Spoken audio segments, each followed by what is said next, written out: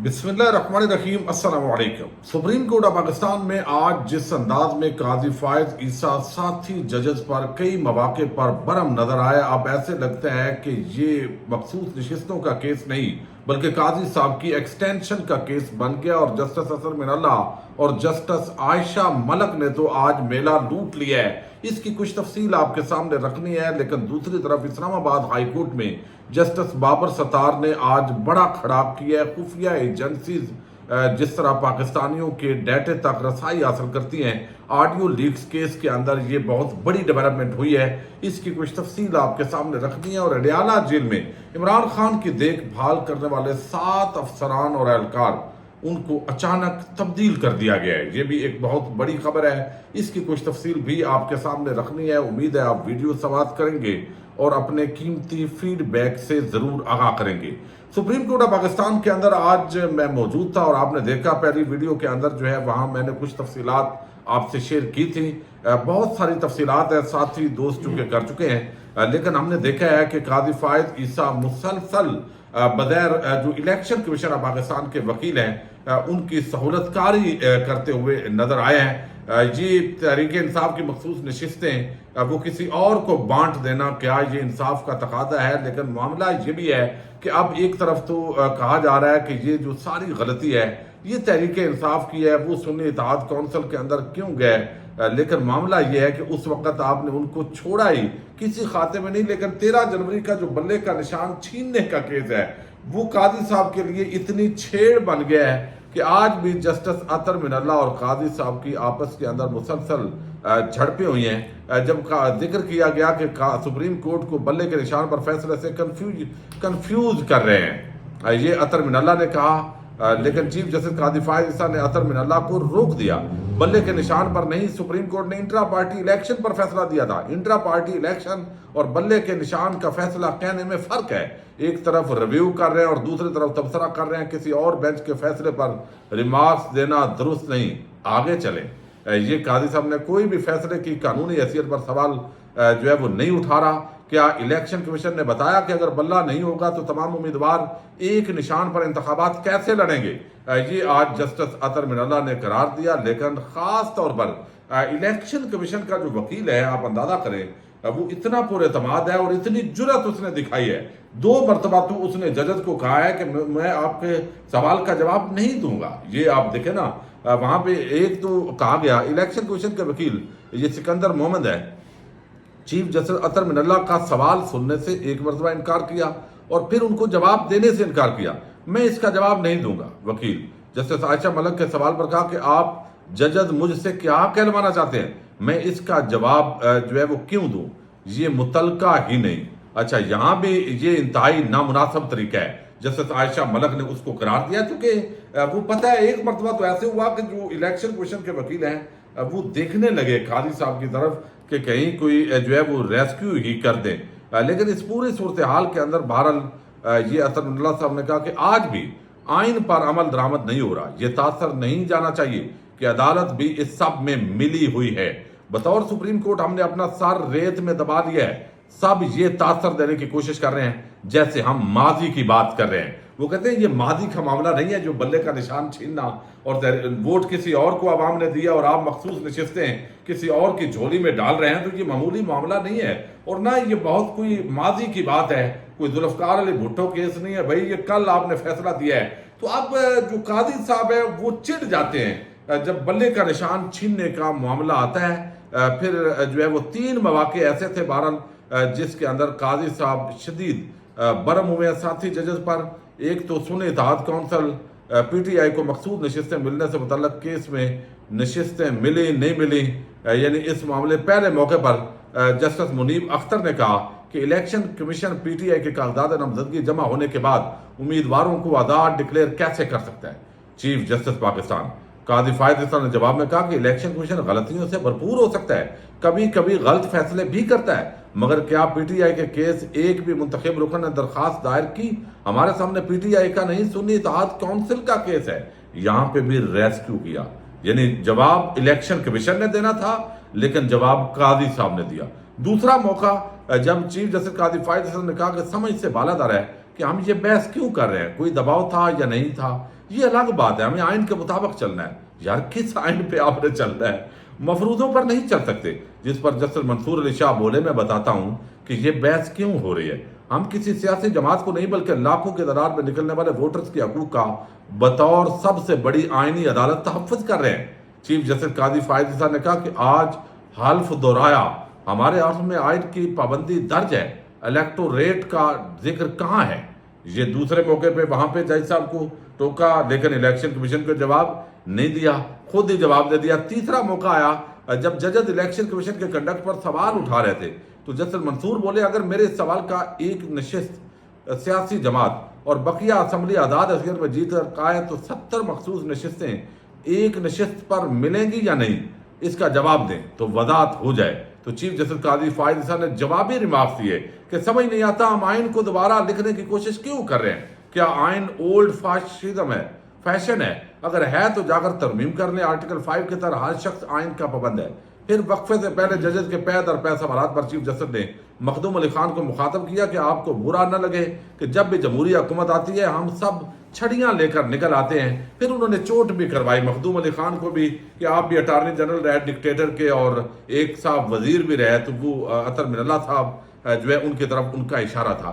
تو یہ آج ایسے لگ رہا تھا کہ جیسے یہ جو مخصوص نشستیں ہیں اس کیس سے زیادہ یہ اب قاضی صاحب کی بظاہر دیکھیں نا، بظاہر یہ ایکسٹینشن کا کیس لگ رہا ہے. الیکشن کمیشن کا جو وکیل ہے اس کو پورا موقع فراہم کیا جا رہا تھا.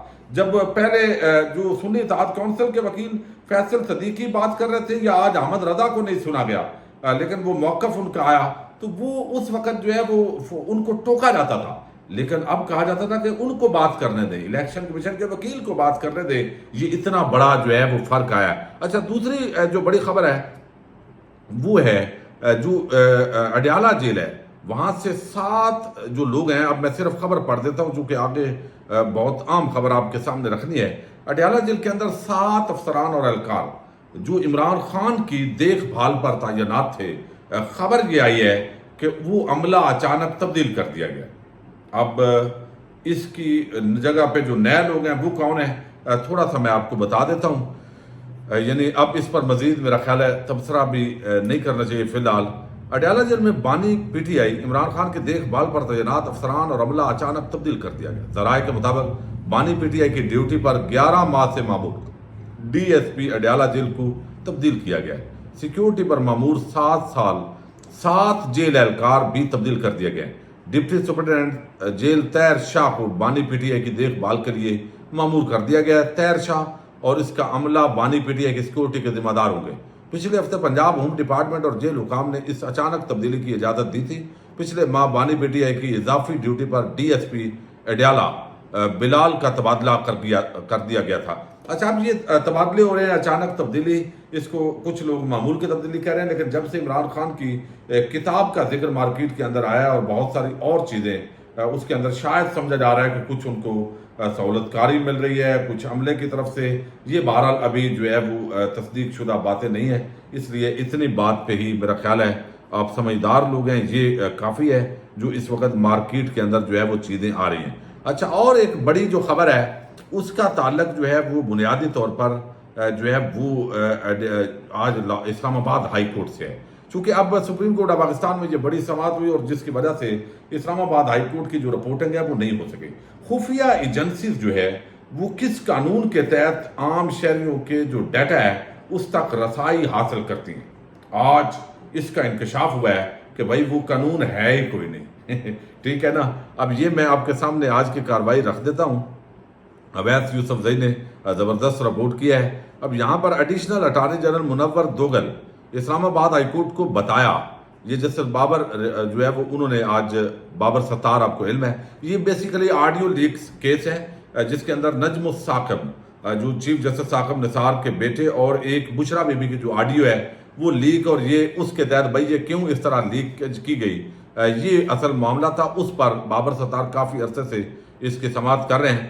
تو آج جو ایڈیشنل اٹارنی جنرل ہیں منور دوگل، انہوں نے بتایا کہ اسلام آباد ہائی کورٹ کو بتایا کہ سندھ ہائی کورٹ کے فیصلے کے بعد 2013 میں نئی پالیسی آئی. وزارت داخلہ نے ایک ایس او پی جاری کیا. خفیہ ادارے کی طرف سے مجاز افسر ڈیٹا کی درخواست کرتا ہے. ISI یعنی عام طور پر باقی جتنے بھی ہیں وہ ادارے تو جو ہے وہ کرتا ہے مجاز افسر وہ کرتا ہے.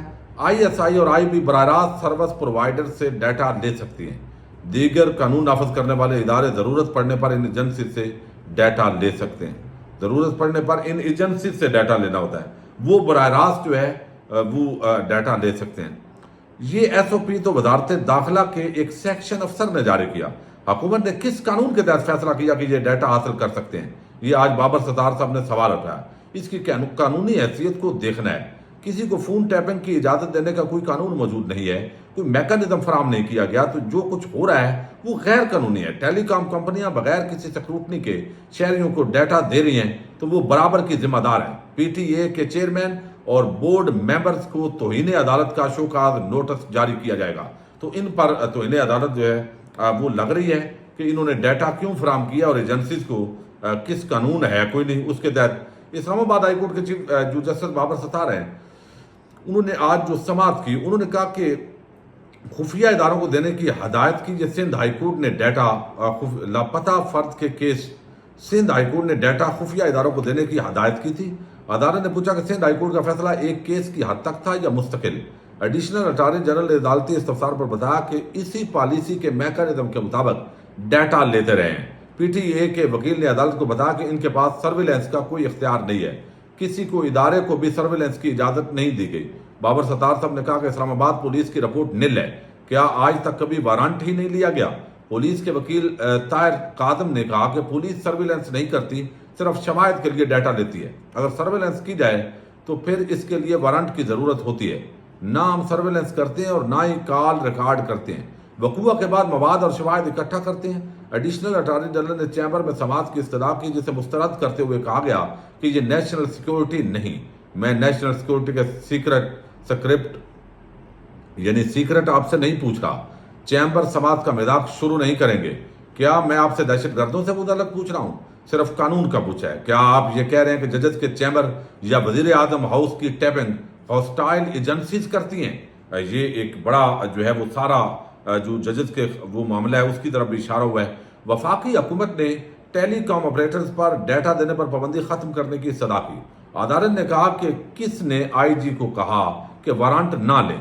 کیا آپ بے وقوف تھی پارلیمنٹ جس نے یہ قانون بنایا؟ آپ نے 11 سال میں ایک دفعہ بھی عمل نہیں کیا. ایک قانون ہے, 11 سال میں ایک دفعہ بھی کسی نے ڈیٹا لینے کے لیے وارنٹ نہیں لیے. پاکستان واحد ملک نہیں جو دہشت گردی کے خلاف جنگ لڑ رہا ہے.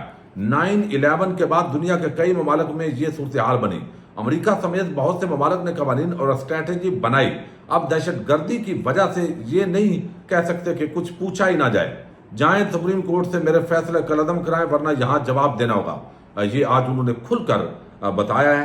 ٹیلی کام کمپنی کے وکیل نے کہا کہ ڈیٹا فراہمی ٹیلی کام آپریٹرز کے لائسنس کے حصول کے لیے PTA کی شرط ہے. اچھا, وہ ساری بات جو ہے وہ یہ تو ہوتی رہی, لیکن اصل جو بلنڈر مارا گیا وہ یہ کہ اس سے پہلے جو چیئرمین ہے ٹیلی کمیونیکیشن اتھارٹی کے, اس سے پہلے اور ان کے ساتھ بورڈ ممبران, وہ اسلام آباد ہائی کورٹ میں بیان حلفی جمع کروایا تھا انہوں نے کہ PTA نے کسی ادارے کو فون ٹیپنگ کی اجازت نہیں دی. لیکن آج جو ٹیلی کام کمپنیز کے وکلاء ہیں انہوں نے عدالت کو بتایا کہ PTA کی ڈائریکشن پر ہم نے 2 انٹیلیجنس ایجنسیز کو سسٹم انسٹال کر کے دے رکھا ہے, جس کے ذریعے وہ ہمارے علم میں لائے بغیر جس بھی صارف کا جو ڈیٹا چاہیں حاصل کر سکتے ہیں. اس بیان پر جسٹس بابر ستار نے ریمارکس دیے کہ میں PTA چیئرمین اور بورڈ ممبران کو توہین عدالت کے شو کاز نوٹس جاری کروں گا. تو یہ ایک بڑا وہ معاملہ جو بیان حلفی بھی ہو چکا تھا, لیکن جھوٹ شاید بولا گیا. بادی نظر کے اندر بہرحال وہ اپنا جواب جمع کروائیں گے. تو یہ شہریوں کا ڈیٹا اس طریقے سے لینا ایجنسیز کی طرف سے, اب یہ بہت سارے ایسے معاملات جو کبھی کاغذات لیک ہوتے ہیں, ڈیٹا سامنے آتا ہے, اس کے حوالے سے بھی اب بہت سے سوالات اٹھ گئے ہیں. تو بابر ستار اب جو ٹیلی کمیونیکیشن اتھارٹی کے چیئرمین اور ممبران پر جو ہے وہ اب توہین عدالت کا کارروائی شروع کرنے جا رہے ہیں. یہ آج کی اسلام آباد ہائی کورٹ کی بڑی ڈیولپمنٹ ہے. پاکستان زندہ باد, پاک فوج پائندہ باد.